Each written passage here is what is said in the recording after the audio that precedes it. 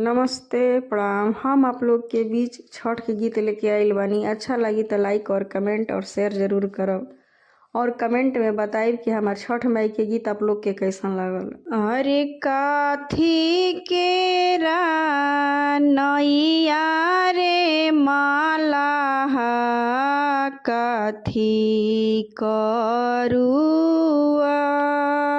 अरे काथी के नैया रे माला काथी करुआर।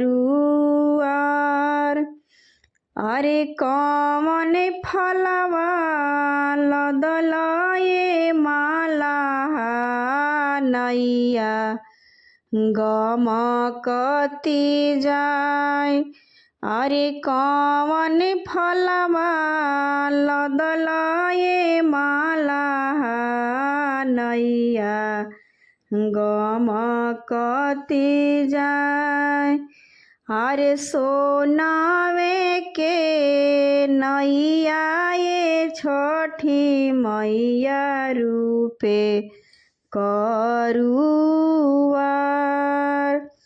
हरे सोनावे के नैया ये छठी माई रूपे करुआर। अरे सोनावे के नैया ये छठी माई रूपे करुआर। हरे नारियल शरीफवा ये छठी माई नैया गमकती जाय।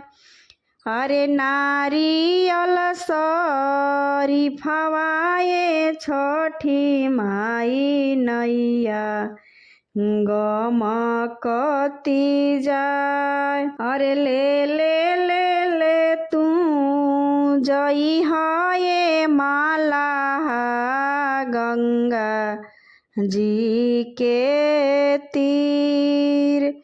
अरे ले ले ले ले जई ये माला तू गंगा जी के तीर।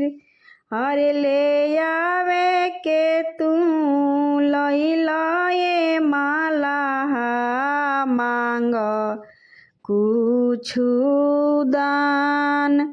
अरे ले आवे के लइल ये माला मांग कुछु दान।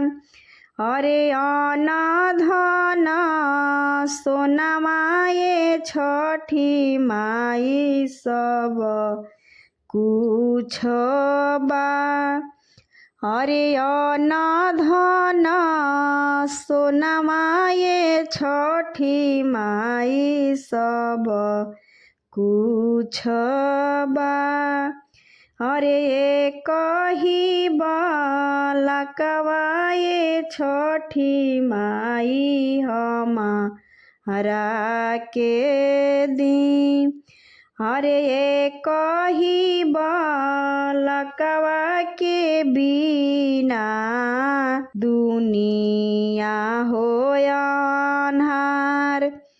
अरे एक ही बालकवा के बिना दुनिया अन्हार। अरे देई के बालकवा ये छठी माई कदी दुनिया अंजोर। अरे देई के बालकवा ये छठी माई कदी दुनिया अंजोर। अरे आजू के 9वें महीनावा ये धनिया के लाल तोहरे होय। अरे आजुवे के 9वें महीनावा धनिया के लाल तोहारा होय।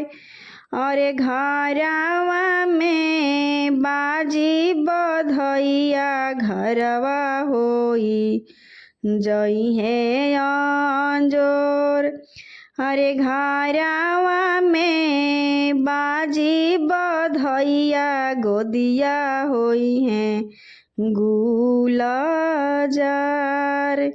अरे घरवा में बाजी बधैया गोदिया होई है गुलजार।